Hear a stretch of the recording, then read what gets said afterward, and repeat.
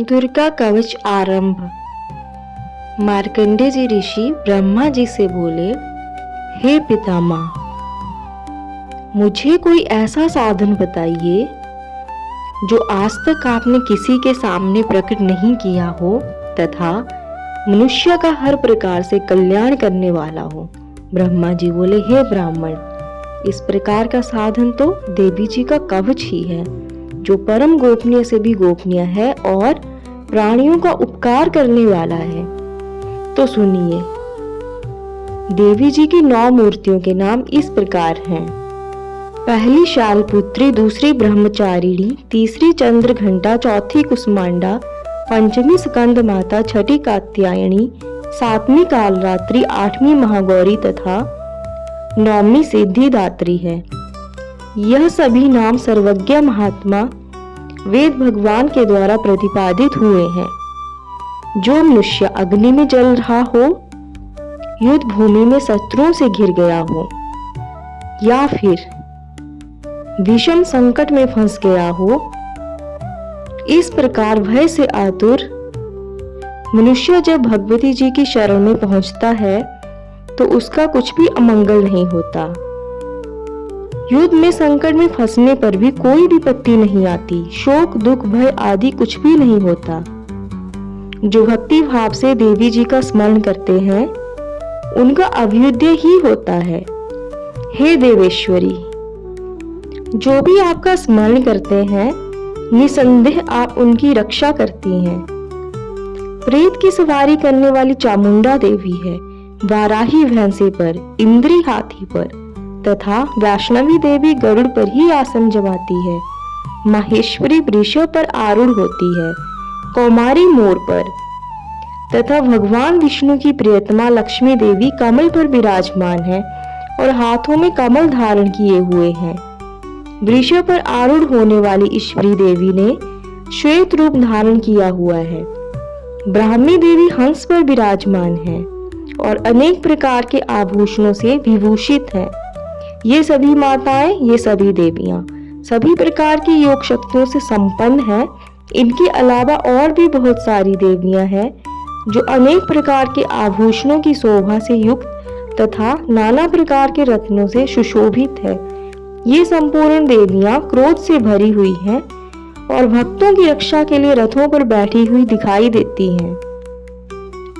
ये शंख चक्र गदा हल मूसल खेटक तोमर परशु पास कुंत त्रिशूल उत्तम सारंग धनुष आदि अस्त्र शस्त्र धारण किए हुए हैं। दैत्यों के शरीर का नाश करना, भक्तों को अभय दान देना तथा देवताओं का कल्याण करना ही इनके शस्त्र धारण करने का उद्देश्य है। कवच आरंभ करने से पहले इस प्रकार प्रार्थना करनी चाहिए, हे महान रौद्र रूप, अत्यंत घोर पराक्रम, महान बल तथा महान उत्साह वाली देवी जी, तुम महान भय का नाश करने वाली हो, तुम्हें नमस्कार है। तुम्हारी ओर देखना भी कठिन है। शत्रुओं के भय को बढ़ाने वाली जगदम्बिके, मेरी रक्षा करो। पूर्व दिशा में इंद्री, अग्निकोण में अग्निशक्ति, दक्षिण में बाराही, नैत्य कोण में खंगधारिणी, पश्चिम में वारुणी और वायव्य कोण में मृगवाहिनी देवी रक्षा करे। उत्तर में कौमारी और ईशान कोण में शूलधारिणी देवी रक्षा करे। हे ब्रह्माणी, आप ऊपर की ओर से तथा वैष्णवी आप नीचे की ओर से मेरी रक्षा करें। इसी प्रकार शव को अपना वाहन बनाने वाली चामुंडा देवी, आप दशों दिशाओं में मेरी रक्षा करें। आगे की तरफ से जया तथा पीछे की तरफ से विजया मेरी रक्षा करें। बाईं ओर अजिता तथा दाईं ओर अपराजिता मेरी रक्षा करें। उद्योतनी मेरी शिखा की, उमा मेरे मस्तक पर विराजमान होकर रक्षा करे। मालाधरी ललाट की, यशस्विनी वोहों के मध्य में त्रिनेत्रा तथा नासिकाओं की यमघंटा देवी रक्षा करे। दोनों नेत्रों के मध्य भाग की शंखिनी, कानों की द्वारवासिनी, कपोलों की कालिका तथा कानों के मूल भाग की शांकरी देवी रक्षा करे। नासिका में सुगंधा, ऊपर की ओंठ में चर्चिका, नीचे की ओंठ में अमृत कला तथा जीभा में सरस्वती देवी रक्षा करे। दांतों की कौमारी, कंठ की चंडिका, गले की घंटी की चित्र घंटा और तालु प्रदेश की महामाया देवी रक्षा करे। ठोडी की कामाक्षी, वाणी की सरमंगला, ग्रीवा की भद्रकाली तथा पृष्ठवंश की धनुर्धरी रक्षा करे। कंठ के बाहरी भाग की नीलग्रीवा, कंठ नलिका की नलकूबरी, दोनों कंधों में खंगिनी तथा भुजाओं में वज्रधारिणी देवी रक्षा करे। दोनों हाथों में दंडिनी, उंगलियों में अंबिका, नखों में शूलेश्वरी, कुशी, पेट की कुलेश्वरी देवी रक्षा करे। दोनों स्तनों की महादेवी, मन की शोक विनाशिनी, हृदय की ललिता देवी तथा उदर की शूलधारिणी रक्षा करे। नाभि में कामिनी, गुह्या भाग में गुहेश्वरी, लिंग की पूतना और कामिका तथा गुदा की महिषवाहिनी रक्षा करे। कटी भाग की भगवती, घुटनों की विंध्यावासिनी तथा संपूर्ण कामनाओं को देने वाली महावला देवी पिंडलियों की रक्षा करें। नारसिंगी दोनों घुटियों की और तेजसी देवी दोनों चरणों के पृष्ठ भाग की रक्षा करें। अपनी दाढ़ों के कारण भयंकर दिखाई देने वाली धंष्ट्रा कराली देवी नखों की, ऊर्ध्वकेशनी देवी केशों की, रोमा बलियों के छिद्रों में कौमेरी और त्वचा की वागीश्वरी देवी रक्षा करें। रक्त, मज्जा, वसा, मांस, हड्डी और मेद की पार्वती, आंतों की कालरात्रि तथा पित्त की मुकुटेश्वरी देवी रक्षा करें। मूलाधार आदि कमल कोशों में पद्मावती, कफ की चूड़ामणि तथा नखों के तेज की ज्वालामुखी देवी रक्षा करे।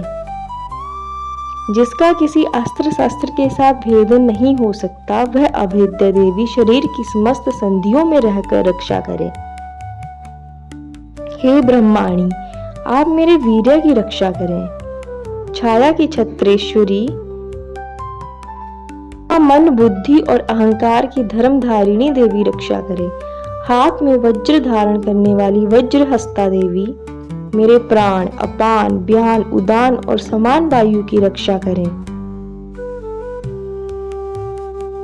कल्याण से शोभित होने वाली भगवती कल्याण शोभना मेरे प्राण की रक्षा करे। शब्द, स्पर्श, रूप, रस और गंध, इन 5 विषयों का अनुभव करते समय योगिनी देवी मेरी रक्षा करे। सत्व, रज और तम, इन गुणों की रक्षा सदा नारायणी देवी करे। आयु की वाराही, धर्म की वैष्णवी तथा यश, कीर्ति, लक्ष्मी, धन और विद्या की चक्रिणी देवी रक्षा करे। हे इंद्राणी, आप मेरे गोत्र की रक्षा करें। चंडिके मेरे पशुओं की, महालक्ष्मी पुत्रों की और भैरवी पत्नी जीवन साथी की रक्षा करें। मेरे पथ की सुपथा, मार्ग की क्षेमकरी तथा राजा के दरबार में महालक्ष्मी देवी रक्षा करें। सब ओर व्यापत रहने वाली विजय देवी संपूर्ण भयों से मेरी रक्षा करे। हे देवी, जो स्थान कवच में नहीं कहे गए हैं, रक्षा से रहित हैं, विजय देवी वे सब तुम्हारे द्वारा सुरक्षित हों, क्योंकि आप विजयशालिनी और पाप नाशिनी हो। मनुष्य यदि अपना मंगल चाहता है तो बिना कवच के एक पग भी कहीं न जाए, कवच का पाठ करके ही यात्रा करे। कवच से सुरक्षित मनुष्य जहाँ जहाँ भी जाता है वहाँ वहाँ उसे धन लाभ होता है तथा संपूर्ण कामनाओं को देने वाली विजय की प्राप्ति होती है।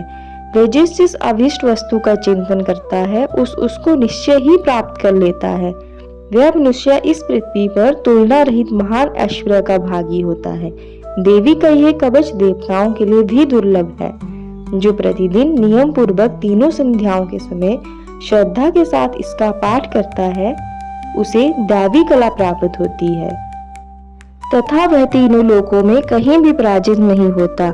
इतना ही नहीं, वह अपमृत्यु रहित हो 100 से भी अधिक आयु तक जीवित रहता है। मकड़ी, चेचक और कोढ़ आदि उसकी संपूर्ण व्याधियां नष्ट हो जाती हैं।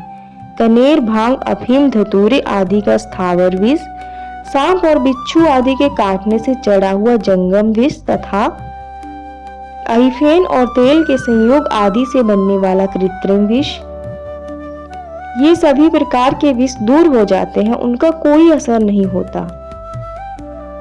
इस पृथ्वी पर मारण, मोहन आदि जितने अभिचारिक प्रयोग होते हैं तथा इस प्रकार के मंत्र यंत्र होते हैं, वे सब इस कवच को हृदय में धारण कर लेने पर उस मनुष्य को देखते ही नष्ट हो जाते हैं।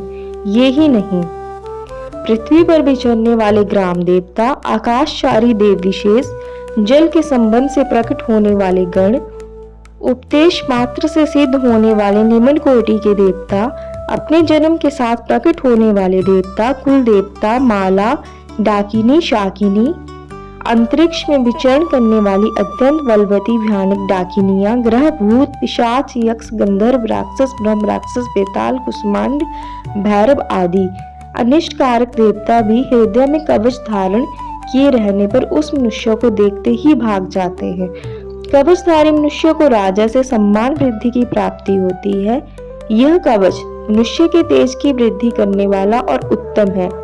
कवच का पाठ करने वाला पुरुष अपनी कीर्ति से विभूषित इस भूतल पर अपने सुयश के साथ साथ वृद्धि को प्राप्त होता है। जो पहले कवच का पाठ करके उसके बाद सप्तशती चंडी का पाठ करता है, जब तक वन, पर्वत और काननों सहित ये पृथ्वी टिकी रहती है, तब तक उसकी यहाँ पुत्र, पौत्र आदि संतान परंपरा बनी रहती है। देह का अंत होने पर वह पुरुष भगवती महामाया के प्रसाद से नित्य परम पद को प्राप्त होता है, जो देवताओं के लिए भी दुर्लभ है। वह सुंदर दिव्य रूप धारण करता है और कल्याणमयी शिव के साथ आनंद का भागी होता है। इति दिव्या कवचम संपूर्णम।